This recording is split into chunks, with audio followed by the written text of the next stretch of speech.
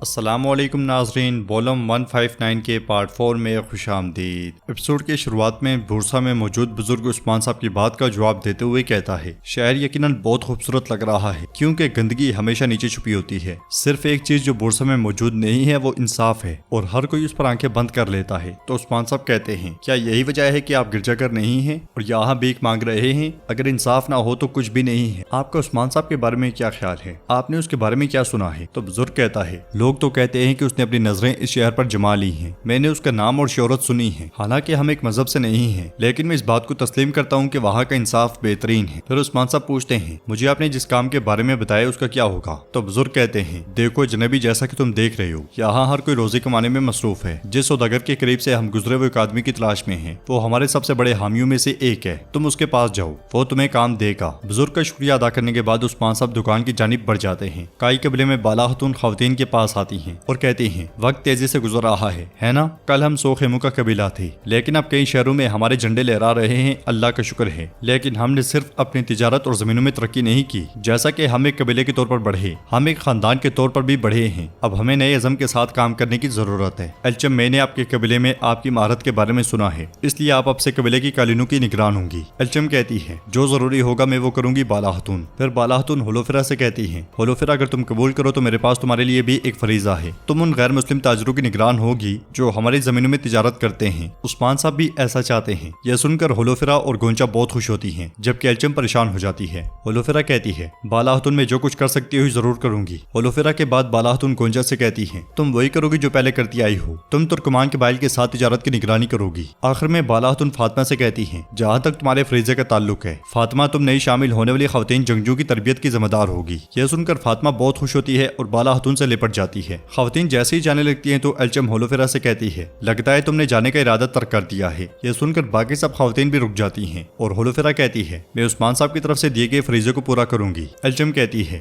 یعنی کہ تم وعدہ نہیں نبھاؤ گی؟ یہ سن کر گونچا کہتی ہے، الچم خاتون، بالا خاتون اور عثمان صاحب نے اسے فریضہ سونپا ہے، کیا آپ ان کے فیصلے پر سوال اٹھا رہی ہیں؟ جواباً الچم کہتی ہے، ہولوفرا نے خود کہا تھا کہ وہ جا رہی ہے، میں نے جو سنا اسے وہی پوچھا۔ ہولوفرا کہتی ہے، میں نے اپنا فیصلہ بدل لیا ہے، میں یہاں کچھ عرصہ رہوں گی، میں نہیں جا رہی۔ یہ کہتے ساتھ ہی ہولوفرا چلی جاتی ہے۔ اس لیے میں علاؤالدین گونچا کے پاس آ کر کہتا ہے، تمہارے بھائی نے خبر بھیجی ہے، ہم سرحدی بازار جائیں گے۔ تو بالا خاتون کہتی ہیں، میں بھی تمہارے ساتھ جاؤں گی۔ اس کے ساتھ ہی وہ تینوں چل پڑتے ہیں۔ بورسا میں عثمان صاحب اس دکان میں پہنچتے ہیں جس کے بارے میں بزرگ نے بتایا تھا۔ دکان کے اندر تاجر سکے گن رہا ہوتا ہے، اس لیے میں کچھ ڈاکو آتے ہیں اور عثمان صاحب کو دھکیلتے ہوئے تاجر کی دکان میں گھس جاتے ہیں۔ ڈاکو دروازہ بند کر دیتے ہیں اور ایک ڈاکو تاجر سے کہتا ہے، تم کہتے ہو کہ میں جو کماتا ہوں تمہیں دیتا ہوں، لیکن تم سونا چھپا رہے ہو۔ تو تاجر کہتا ہے، مجھ میں طاقت باقی نہیں بچی، میں اپنا سارا منافع تم لوگوں کو دے دیتا ہوں۔ عثمان صاحب بھی آگے بڑھتے ہیں اور دکان میں داخل ہونے کے بعد دروازہ بند کر دیتے ہیں۔ ڈاکو ان سے پوچھتا ہے، تم کون ہو؟ تو عثمان صاحب اپنی ٹوپی اتارنے کے بعد ان پر ٹوٹ پڑتے ہیں، انہیں مار مار کر عثمان صاحب زمین پہ پٹخ دیتے ہیں۔ ڈاکو اٹھتے ہیں اور اپنی جان بچاتے ہوئے بھاگ پڑتے ہیں۔ تاجر عثمان صاحب سے کہتا ہے، میں آپ کا مشکور ہوں، میں اپنی ساری کمائی انہیں دے دیتا ہوں، میں اب تنگ آ گیا ہوں، اگر آپ نہ ہوتے تو وہ سب کچھ لے جاتے، شاید وہ میری جان بھی لے چکے ہوتے۔ اگلے ہی پل وہ بہت سے سونے کے سکے عثمان صاحب کی جانب بڑھاتے ہوئے کہتا ہے، یہ آدھا حصہ آپ کا ہوا۔ جواباً عثمان صاحب کہتے ہیں، میں نے تمہیں سونے کے لیے نہیں بچایا، انہوں نے جو کچھ کیا وہ غلط تھا، اس لیے میں نے اسے درست کر دیا۔ یہ لوگ کون تھے؟ تو تاجر عثمان صاحب کے ساتھ دکان سے باہر آتے ہوئے کہتا ہے، یہ تاجروں کو لوٹنے والے لوگ ہیں، کسی کو اپنی بات کہنے کا کوئی حق نہیں، میں آپ کا قرض کیسے ادا کروں؟ تو عثمان صاحب کہتے ہیں، مجھے کام چاہیے۔ تاجر بھی خوش ہوتے ہوئے کہتا ہے، میں بھی ایک آدمی کی تلاش میں ہوں جو میرے لیے کام کرے۔ بورسا میں ایمانداری باقی نہیں بچی، آپ بتائیں آپ کس کام میں ماہر ہیں؟ جواباً عثمان صاحب کہتے ہیں، میں سب کچھ کر سکتا ہوں سوائے اس کے جو میں نے کچھ دیر پہلے کیا۔ یہ سن کر تاجر کہتا ہے، میرے پاس تجارتی مال کے چند چھکڑے ہیں جنہیں اتارنا ہے، اگر آپ اسے خالی کریں گے تو میں آپ کو اجرت دوں گا۔ چھکڑے کی جانب دیکھتے ہوئے عثمان صاحب پوچھتے ہیں، سامان کہاں اتارنا ہے؟ تو تاجر کہتا ہے، یہ آسان ہے، مگر آپ یہاں کے نہیں ہیں، آپ رہیں گے کہاں؟ جواباً عثمان صاحب کہتے ہیں، میرے پاس رہنے کو جگہ نہیں ہے۔ تاجر ایک دم سے کہتا ہے، آپ نے میری مدد کی، آپ کے ٹھہرنے کی جگہ اور آپ کے کھانے کی ذمہ داری میری ہوگی، شام میں اکٹھے سرائے چلیں گے۔ تو عثمان صاحب کہتے ہیں، پھر بتائیں سامان کہاں اتارنا ہے تاکہ میں شام کے کھانے کا حق ادا کر سکوں۔ تاجر پوچھتا ہے، آپ کا نام کیا ہے؟ کچھ دیر سوچنے کے بعد عثمان صاحب کہتے ہیں، میرا نام نیکولا ہے۔ تاجر کہتا ہے، میرا نام ہیریسٹو ہے، چلو کام کرتے ہیں۔ یہ سنتے ساتھ ہی عثمان صاحب چوغا اتار دیتے ہیں اور گھوڑا گاڑی خالی کرنے لگ جاتے ہیں۔ سردی قبیلے میں سردار یعقوب برہان سے کہتا ہے، تم نے نگرانوں کی بات سن لی، نہ کسی نے سنا نہ دیکھا، ہمیں जब तुम अपने कबीले में कैद कर रहे थे तब उस्मान साहब यहाँ आए थे और उन्होंने मेरे जंगजू से पूछगछ की थी। मेरे जंगजू कुछ नहीं जानते।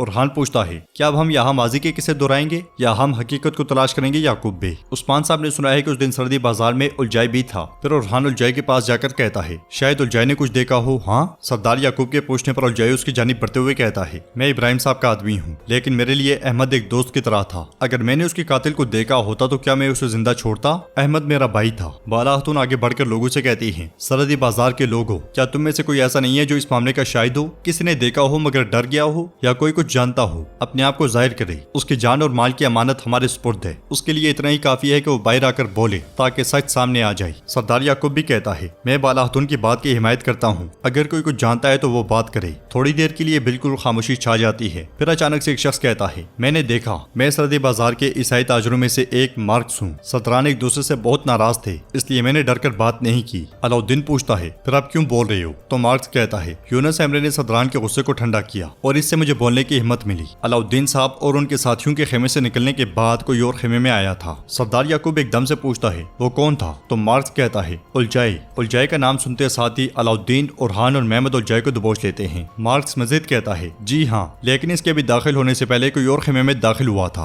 वो हाथ में खून आलूद खंजर लेकर बाहर निकला। वो उलझाई से पहले दाखिल हुआ। मलका आगे बढ़ती है और मार्क्स को दबोचते हुए कहती है वो आदमी कौन था? कौन था बताओ मुझे, बताओ ताकि मैं तुम्हारी जान बख्श दूं। तो मार्क्स कहता है ताजिर थियोडोर। मलका पूछती है वो कहाँ है? बोलो जल्दी से कहाँ है वो? बाला खातून मलका को पीछे करती है और मार्क्स मजीद कहता है दरगेज में उसका एक आर्जी घर है, हो सकता है वो वहाँ हो। मार्क्स के झूठ सुनकर उलझाई मुस्कुरा रहा होता है और महमद आगे बढ़कर पूछता है थियोडोर ऐसा क्यों करेगा? अहमद के साथ उसका क्या मसला था? जवाबन उरहान कहता है महमद साहब हम ये जाकर खुद उससे मालूम करेंगे, चले उस जगह चलते हैं जिसके बारे में इसने बताया है। ये कहते और सुनते साथ ही उरहान और महमद बाजार से रवाना हो जाते हैं। मलका खेमे की जानिब जाने लगती है तो बाला खातून कहती है मलका खातून आपने सुन लिया ना, मेरा बेटा कातिल नहीं है। मलका कहती है मैं जब तक कातिल को तलाश करके उसे अपने हाथों से ना मार डालूं मुझे सुकून नहीं आएगा, पहले हकीकत सामने आने दें। जवाबन बाला खातून कहती है मुझे उम्मीद है कि जब हकीकत सामने आएगी तो आप पुरसकून हो जाएंगी। सरदार याकूब को जाता हुआ देखकर अलाउद्दीन कहता है याकूब बे क्या हम बात कर सकते हैं? ये सुनते साथ ही सरदार याकूब रुक जाता है। बुरसा में उस्मान साहब कामकाज में मसरूफ होते हैं। फिर पूछते हैं ये सामान कहाँ से आया है? तो ताजिर कपड़ा दिखाते हुए कहता है बुरसा के देहात से आया है। नेकोला ये खाम रेशम है और हम इसे कपड़े में बदल देते हैं। रेशम का मेयार ही उसकी कीमत का तयन करता है। कपड़ा देखने के बाद उस्मान साहब कहते हैं ये बेहतरीन है। ताजिर मजीद कहता है हम यूरोप के तमाम बादशाहों, गवर्नरों, हाकिमों, यहाँ तक के हर किसी के लिबास बनाते हैं। बुरसा में दौलत का असल सरचश्मा ये रेशम है। इसका मुनाफा तो अच्छा है लेकिन रास्ते में चोर हमारे मुनाफे पर कब्जा कर लेते हैं। उस्मान साहब खड़े होकर पूछते हैं आपने मुझे बताया कि कुछ ऐसे भी हैं जो अपने जाती मफादात के लिए खामोश रहते हैं, वो लोग कौन हैं? तो ताजिर कहता है फौजी और कमांडार और यहाँ तक के गवर्नर भी। यह सुनते साथ ही उस्मान साहब कामकाज में लग जाते हैं और खुद से कहते हैं बुरसा मैं तुम्हारे लिए यहाँ नौकर भी बन गया हूँ। तो नाज़रीन एपिसोड भी इख्तिताम पजीर होती है। नेक्स्ट पार्ट अपलोड होगा कुछ देर बाद, पार्ट 5। अगर आपको ये वीडियो पसंद आई तो वीडियो को लाइक करें, चैनल को सब्सक्राइब करें और बेल आइकन पर लाजमी से क्लिक कर दें। इंशाल्लाह मिलते हैं नेक्स्ट वीडियो में। तब तक के लिए रखें अपना और अपनों का बहुत ज्यादा ख्याल। अल्लाह निगहबान।